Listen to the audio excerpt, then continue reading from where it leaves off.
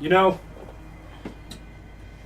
a lot of people think that the unlucky number is 13.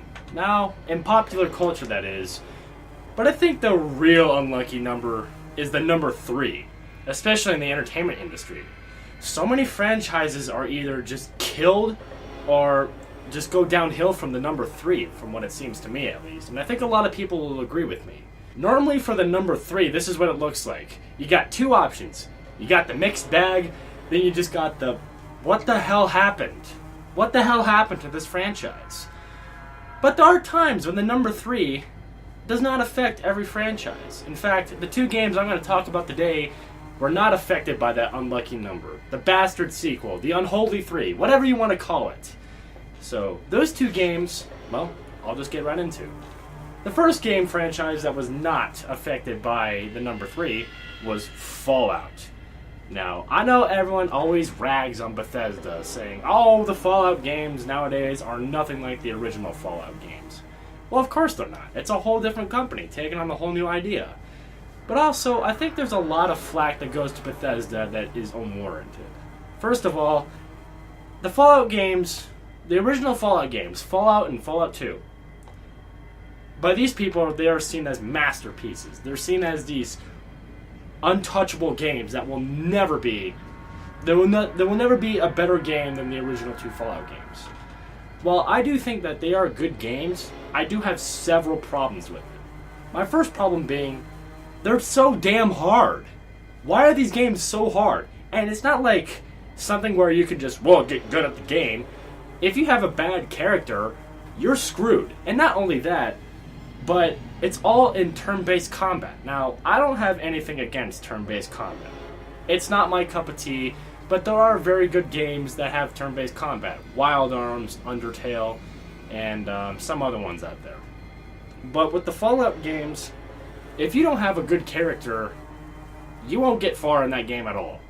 Now, one thing I do love about the original Fallout games, though, are the atmosphere. I love those soundtracks, and I love the isometric take on the Fallout games. It's really good. It's awesome. It's fun.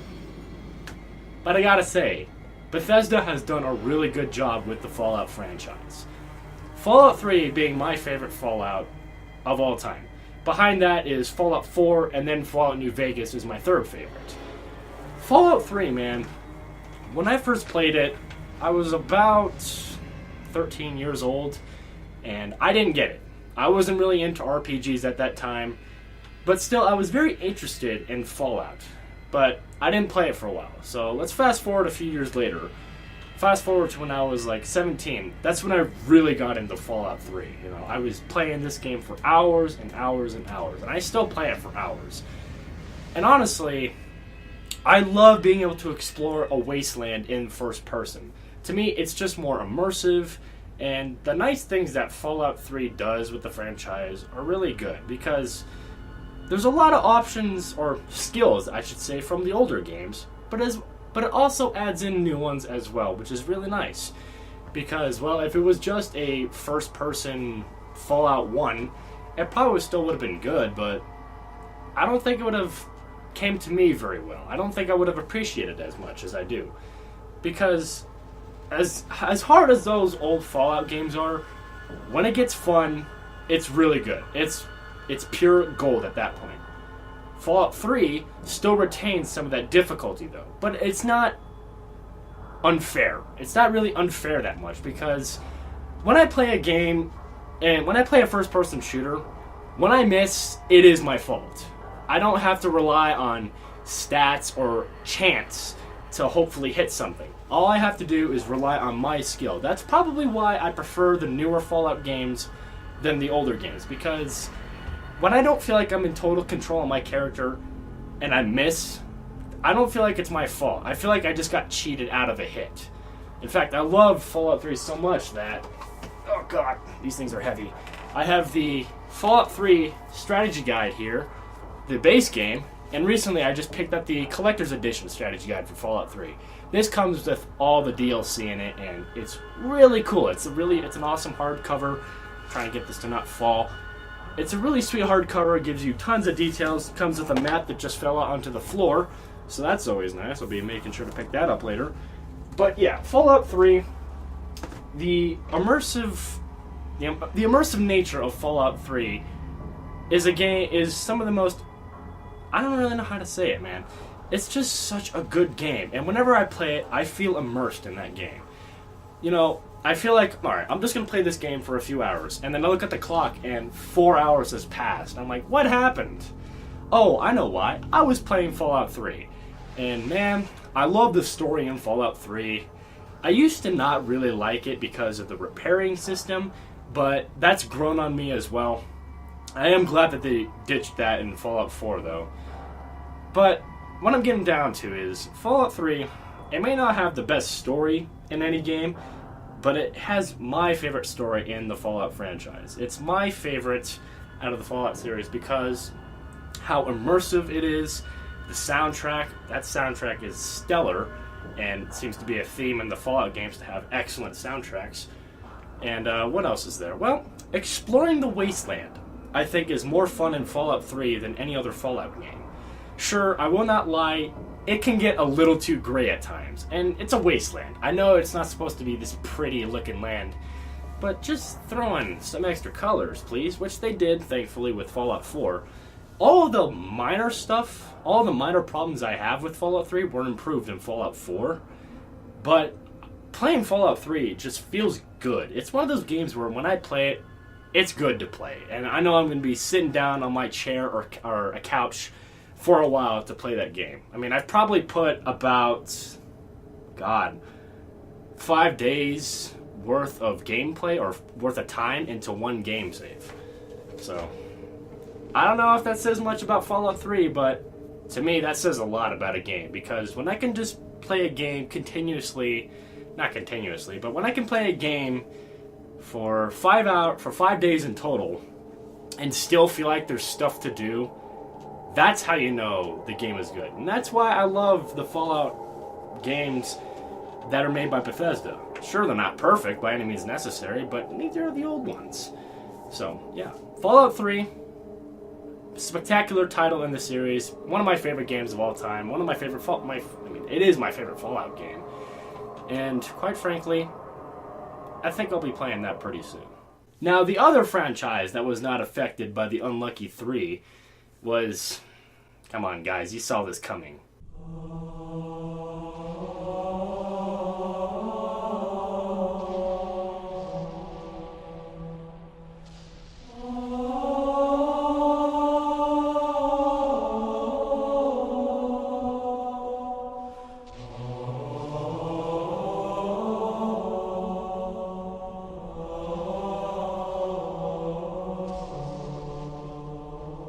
Halo 3. Halo 3 is, my god, that game came out 11 years ago, a little more than 11 years ago, and I can't believe it. I still remember sitting on my couch watching Monday Night Football with my parents and seeing the Starry Night ad. This was easily still one of my favorite ads of all time. I mean, the Halo 3 campaign, the Halo 3 marketing campaign was my favorite marketing campaign for any game ever. And nothing else gives me goosebumps, and no other commercial, I should say, gives me the kind of feeling I get when I see those commercials again. They're just so good. The documentary style and the whole just believe aspect of it, it makes me feel emotionally attached to a video game in a way that I don't really get emotionally attached to anything else. I mean, my god, I still remember when Halo 3 came out. And I remember seeing my dad play through the first level, and I was just blown away. I was like, wow, not only do I get to play as the coolest character of all time, but I get to just play it alongside the Arbiter from Halo 2, who I also thought is an awesome character. But that campaign, it was awesome, but let's be honest here. The real accomplishment to Halo 3 was multiplayer. My god, man, I have spent so much time in Halo multiplayer that I'm probably just gonna end up playing that game till I die. Even like when I'm 98 years old, I bet I'll still be playing Halo. Whether it's multiplayer with other elderly folk at the old folks home I'll be staying at, or the campaign by myself. Halo multiplayer is my favorite multiplayer. There are very few games that come close to it. Battlefield Bad Company 2 is one, and some other ones in there. But seriously, man, there is nothing like playing Halo with my friends.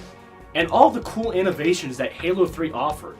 Theater mode and Forge mode. Forge mode, I got a lot of stories to tell about Forge mode, but when I was about 9, 10, 11, me and my friend Ryan, you've seen him on my channel a few times, we would do this thing called Forge Wars, where we would build our own base, and normally you try to take as many weapons and as many power weapons as you can from the other person so that they don't have anything.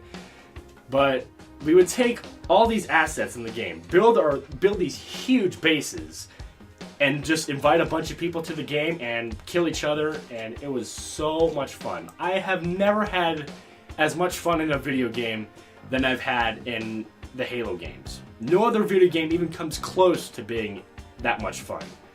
Now, I also have to say that Halo 3 added in so many features to custom games that it blew me away. Again, this game blew me away so many times because I was like, I can edit player gravity, I can edit player speed, custom power-ups, advanced respawn settings. How can you can't give me this many options because I'm just gonna have too much fun with it. And we did. You know, there was a game mode where me and my friend Ryan, we wouldn't tell our friends about this, but we would set it so that if you kill yourself, you can win the match immediately. So what would happen was we set the suicide score to like plus 100. So we would play the game Slayer like normally would, and then one of us would just grab a rocket launcher, shoot it at us, shoot it at our feet, kill ourselves, and win the match. And that was one of our favorite things to do to our friends because everyone would just be like, what happened? It was only 38 to 26. What happened? How did the game just end? And then we'd show them the game mode and they'd be like, you sly dogs. But man, Halo 3 and Halo Reach too, but I'm mostly talking about Halo 3. Halo 3, even though it's over 11 years old, it still feels new. And that's a mark of a great game right there. A game that, as time goes on, it still feels brand new and fresh to play every time. That's a good game. And let's talk about another thing that Halo 3 brought in to the console genre, well, to just innovation in general, was the theater mode. The theater mode was such an awesome mode to me because when I got to perfection and told people about it, they didn't believe me. But now I could prove it. And saving those moments and going online with friends and just, you'd respawn and get hit by a forklift and you'd be like, what happened? Where did that come from? And you'd go back in theater mode and you'd see that a forklift just went all the way across the map and splattered you.